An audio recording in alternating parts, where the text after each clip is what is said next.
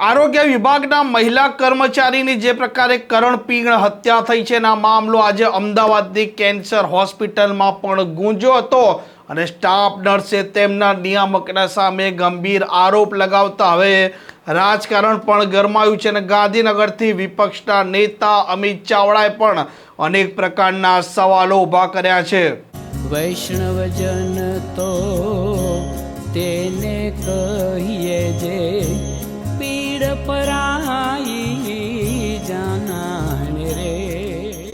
નમસ્કાર, આપ જોઈ રહ્યા છો નવજીવન ન્યૂઝ। હું છું આપની સાથે તોફિક ગાંચી।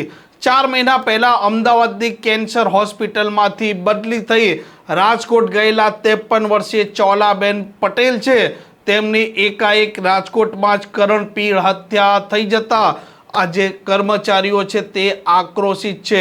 આ ચોલાબેન પટેલ છે, તેમની 4 મહિના પહેલા એક નાના કારણસર તેના નિયામક છે તેમણે રાજકોટ બદલી કરી હતી અને ચોલાબેન પટેલના સાથે બળજબરીનો પ્રયાસ થાય છે, પરંતુ આરોપી સફળ ન થતાં તેમનું ગળું દબાવે છે અને ચાકુના ઘા ઝીકી તેમને મોતને ઘાટ ઉતારે છે। આ મામલો ગુજરાતમાં ગાજ્યો છે। અમદાવાદની કેન્સર હોસ્પિટલમાં રહેલા આ સ્ટાફ નર્સના તેમના સહકર્મીઓએ આજે અમદાવાદની કેન્સર હોસ્પિટલમાં આક્રોશ વ્યક્ત કર્યો હતો અને તેમના નિયામકના સામે ગંભીર આરોપ પણ લગાવ્યા હતા। હવે આ મામલો પહોંચ્યો છે ગાંધીનગર અને વિપક્ષના નેતા અમિત ચાવડાએ પણ આ મામલે અનેક સવાલો ઊભા કર્યા છે। ગુજરાતમાં કાયદો વ્યવસ્થાની પરિસ્થિતિ પડી ભાગી છે। ખુલ્લેઆમ મહિલાઓ પર અત્યાચાર થાય, બળાત્કારના પ્રયાસો થાય ને હત્યા થાય એવા બનાવો રોજબરોજ વધી રહ્યા છે।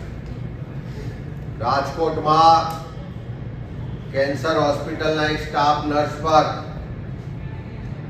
બળજબરી કરવાનો પ્રયત્ન થયો ને જ્યારે એમણે સામનો કર્યો ત્યારે એમની કરપીણ રીતે હત્યા કરવામાં આવી।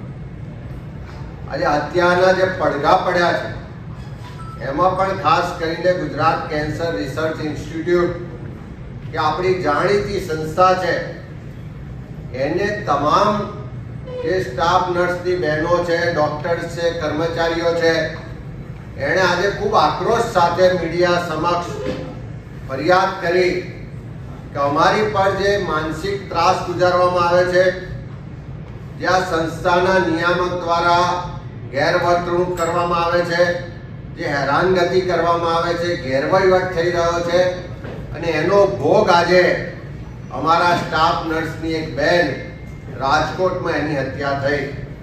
થોડા દિવસ પહેલા સંસ્થાના અનેક જૂના ડોક્ટરશ્રીઓ પણ સરકાર સમક્ષ રજૂઆત કરવા આવ્યા હતા। અમારા સાથી ધારાસભ્ય ભાઈ ડૉક્ટર કિરીટભાઈ પટેલ દ્વારા પણ આ મુદ્દાને આ સંસ્થામાં જે વહીવટકર્તાઓ દ્વારા હેરાનગતિ થઈ રહી છે બાબતે વિધાનસભામાં પણ પ્રશ્ન કરવામાં આવ્યા, પત્ર લખીને સરકારને પણ રજૂઆત કરી, પણ તેમ છતાં કોઈ કાર્યવાહી ના થઈ અને એનો ભોગ આજે એક બેન બન્યા છે। આ સંસ્થાના નિયામકની ભરતી ખોટી રીતે થઈ છે એવી વારંવાર રજૂઆતો થઈ। નિયામક દ્વારા સંસ્થામાં જે પણ ડોક્ટર્સ કામ કરે છે એમની સાથે પણ બેહુદું વર્તન કરવામાં આવે, જે સ્ટાફના લોકો છે એને પણ માનસિક ત્રાસ આપવામાં આવે, વારંવાર એમની બદલીઓ કરી દેવામાં આવે। આ જ બેનની બદલી 4 મહિના પહેલા એક નજીવા કારણસર અમદાવાદથી રાજકોટ કરવામાં આવી અને એ બેન જ્યારે રજૂઆત કરવામાં આવ્યા કે રાજકોટના સેન્ટરમાં સ્ટાફ નર્સ માટે કોઈ પણ જાતની રહેવાની વ્યવસ્થા નથી, એને સુરક્ષાના પ્રશ્નો છે, એની સલામતી નથી, એ રજૂઆત કરવા 4 દિવસ પહેલા આવ્યા પણ એને મળવાનો સમય પણ ત્યાં આપવામાં ના આવ્યો અને આજે એમની હત્યા થઈ।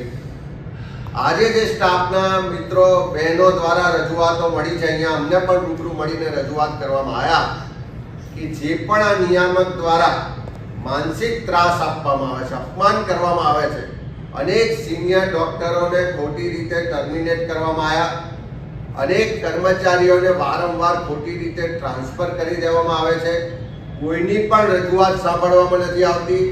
સાથે સાથે સરકારની અલગ અલગ યોજનામાં જે પણ ડોક્ટર્સ કે કર્મચારીઓ કામ કરે તો ઇન્સેન્ટિવનો લાભ બધાને મળવો જોઈએ, પણ એ લાભ પણ કોઈને આપવામાં નથી આવતો અને મોટા પ્રમાણમાં ગેરવહીવટ અને ભ્રષ્ટાચારની રજૂઆતો પણ કરવામાં આવી છે. આ સંસ્થા 100% સરકારની ગ્રાન્ટથી ચાલે છે અને ખૂબ મોટું નામ ભૂતકાળમાં સંસ્થાનું રહ્યું છે. લાખો દર્દીઓએ ત્યાં સારવાર મેળવી છે અને આવી એક પ્રતિષ્ઠિત સંસ્થા કોઈના મન ફાવે એવા વર્તનને કારણે, કોઈના મનસ્વી વહીવટને કારણે કે જે ખોટી રીતે સંસ્થાના નિયામક દ્વારા હેરાનગતિ થઈ રહી છે એના કારણે જો બદનામ થતી હોય તો સરકારે એમાં તાત્કાલિક રીતે તટસ્થ તપાસ કરાવવી જોઈએ. જે પણ જવાબદાર લોકો હોય એવા તમામ જવાબદાર લોકો સામે કડક કાર્યવાહી કરવી જોઈએ.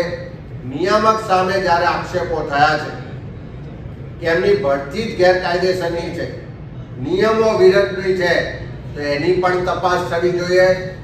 લાખો કરોડો રૂપિયાનો ભ્રષ્ટાચાર ને ગેરવહીવટની ગંભીર આક્ષેપો થયા છે તો એની પણ તાત્કાલિક તપાસ થવી જોઈએ.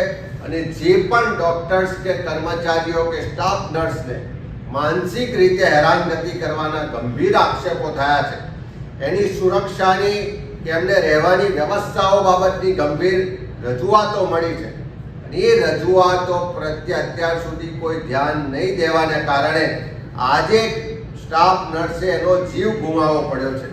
ત્યારે એક બાજુ કાયદો વ્યવસ્થાની પરિસ્થિતિ ખાડે ગઈ છે ગુજરાતમાં અને બીજી બાજુ આખો વહીવટ ખાડે ગયો હોય અને એનો ભોગ ગુજરાતની જનતા બનતી હોય એવી સ્થિતિનું નિર્માણ થયું છે. ત્યારે સરકારે તાત્કાલિક આ ગુજરાત કેન્સર રિસર્ચ ઇન્સ્ટિટ્યૂટ છે એના નિયામક સામેની જે પણ ફરિયાદો છે એની તટસ્થ તપાસ થાય અને કાયદેસર જે પણ કાર્યવાહી કરવાની થાય તાત્કાલિક કરવામાં આવે એવી બધાની જે રજૂઆતો છે એના માટે કાર્યવાહી કરવા સરકારને વિનંતી કરી.